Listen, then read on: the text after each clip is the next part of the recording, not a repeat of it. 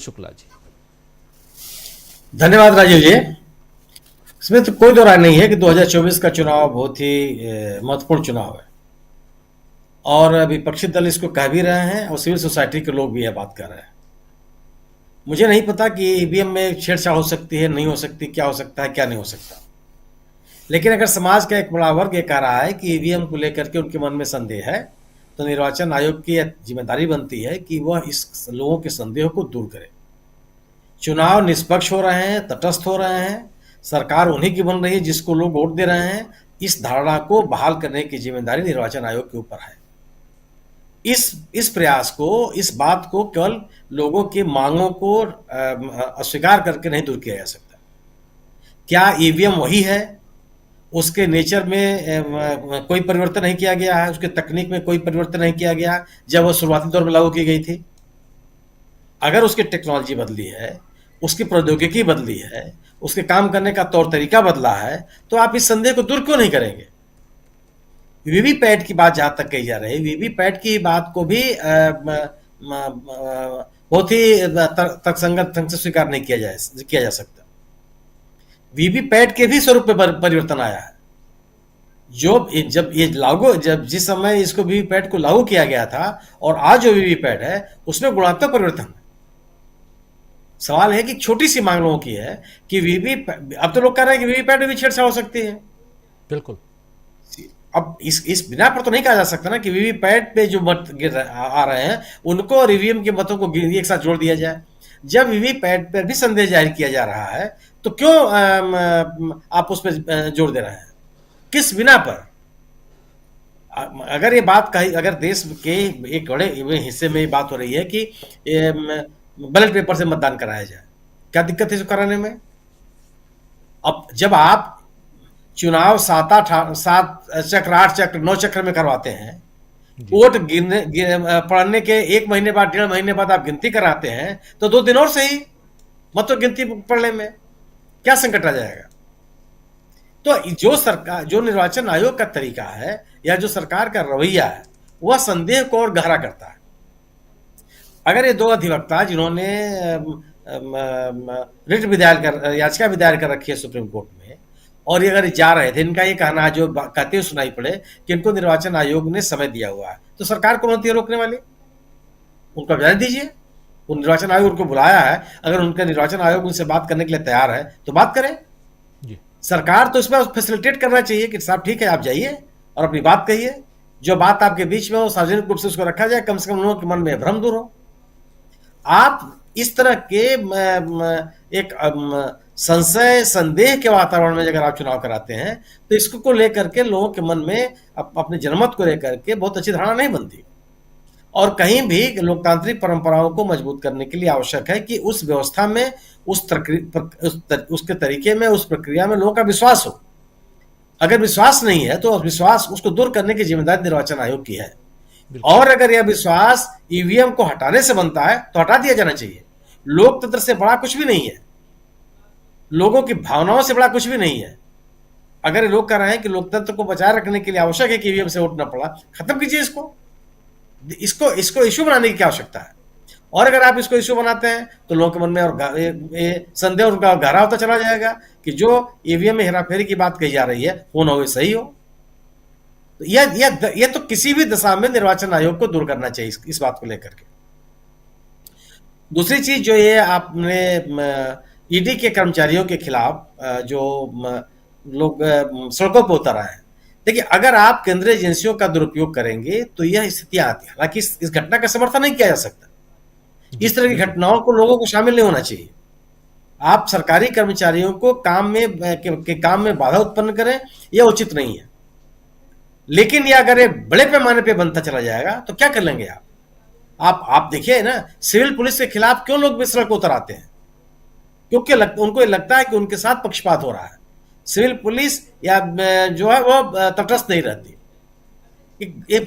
लगातार इस तरह के आरोप लगते रहे हैं। और अगर आप 95% घटनाएं, 95% कार्रवाई आपकी विपक्ष के खिलाफ होगी तो लोग कैसे आपको स्वीकार कर लेंगे? फिर कैसे मान लेंगे कि आप भ्रष्टाचार को दूर करने के लिए आपकी कार्रवाई है? और उसमें भी आपका जो कन्विक्शन रेट है वो 0.05% है। तो आपके जांच के तरीके पर, जिन लोगों के खिलाफ आप जांच कर रहे हैं उसके बारे में, किस तरह की आप जांच कर रहे हैं उसके बारे में तमाम तरह के संदेह पैदा होते हैं। और आप जो कार्रवाई करते हैं उस पर मीडिया ट्रायल क्यों होता है? आप जो कार्रवाई करते हैं, जो कुछ भी आप कार्रवाई कर रहे हो, कोई दल विशेष उस पर टिप्पणी करने वाला कौन होता है? और आज तक आपने रोकने की कोशिश क्यों नहीं की? अगर अगर कानूनन आपको अधिकार दिया गया, ईडी को अधिकार दिया गया कि उसको अपना एफआईआर आरोपी को देने का अधिकार नहीं है, गोया कि अगर आपको इतने अधिकार दिए गए हैं तो आपको यह भी आपकी जिम्मेदारी बनती है कि जिसके खिलाफ आप कार्रवाई करने जा रहे हैं उसका मीडिया ट्रायल ना हो। आपकी कार्रवाई पब्लिक डोमेन में कैसे आ जाती है, खासतौर से एक दल विशेष के पास कैसे आ जाती है? और आप एक दल विशेष को क्यों इस तरह के टीका टिप्पणी की अनुमति आप देते हैं? और अगर आपके काम करने का तरीका ये होगा तो ये अगर कई लोग उग्र हो जाएंगे। ममता बनर्जी तो जाकर के सीबीआई के दफ्तर बैठ गई थी, मुख्यमंत्री रहते हुए उनके यहाँ जो छापा पड़ा था, कौन सी कार्रवाई कर? ये तो हाइट हो गई ना। आप आक्रोश की सीमा है ये, और एक तरह का व्यापक प्रदर्शन है। आप याद कीजिए कि जब हेमंत सोरेन को ईडी ने बुलाया था रांची में, क्या जबरदस्त प्रदर्शन हुआ था वहां, कितनी बड़ी संख्या में लोग सड़कों पर उतर आए।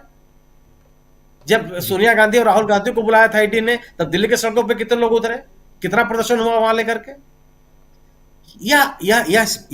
यह घटनाएं ईडी के लिए संकेत है कि आप अपने कामकाज के तरीके को बदलिए। अगर आपकी कार्रवाई आरोपियों, दोषियों या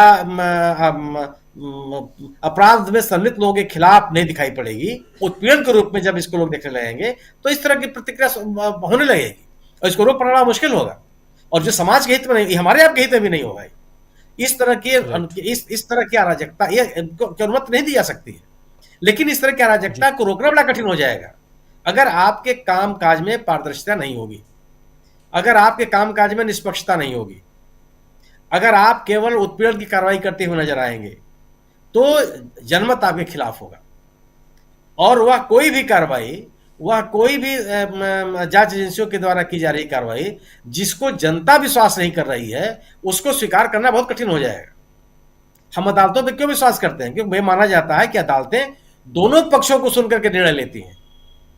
एक तरफा कार्रवाई को लोग स्वीकार नहीं कर पाते जल्दी, और उन अदालती आदेशों को लागू करना बहुत कठिन हो जाता है अगर आम आदमी उसको स्वीकार करने के लिए न तैयार हो। ईडी को भी अपने बारे में, ईडी को संचालित करने वाले लोगों को भी इस बारे में सोचना पड़ेगा कि आखिर वो कौन से कारण है, क्यों इतने बड़े पैमाने पर लोग सड़क पर उतर आए। इतने बड़ी संख्या में प्रायोजित करना बहुत आसान नहीं होता। आप जब ईडी की कार्रवाई हुई मनीष सिसोदिया, संजय सिंह खिलाफ, दिल्ली के सड़कों पर दिखाई पड़ा हो, आप मान सकते हैं कि वह दल विशेष की कार्रवाई थी, लेकिन लोगों के मन में भी इस बात कर लेकर के है तो। और इस बिना पर यह तर्क लागू नहीं होता कि अगर इनके खिलाफ कोई मामला नहीं बनता है तो इनको जमानत क्यों नहीं मिल जाती। अरे जमानत इसलिए नहीं मिलती है कि जिस कानून के तहत आपने उनको गिरफ्तार किया है उसमें जमानत का प्रावधान ही नहीं है जल्दी से, इसलिए जमानत नहीं मिलती है।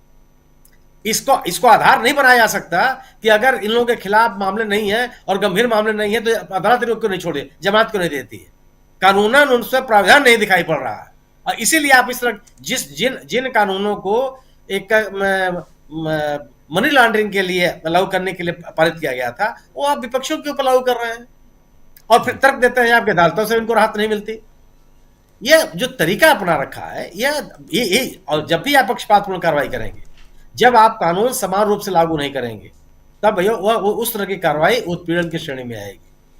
और जिस व्यक्ति को आप दंडित करना चाहते हैं वो हीरो बन के उभर आएगा, लोगों के बीच में उसकी स्वीकृति बढ़ती चली जाएगी। जो समाज भ्रष्टाचार, अराजकता, हिंसा और आपराधिक घटनाओं को स्वीकार करने के लिए नहीं तैयार होता था, ऐसे घटनाओं में शामिल लोगों को स्वीकार करने लगता है, उनको अपना नेता मान लेता है। क्यों कि जो एजेंसियां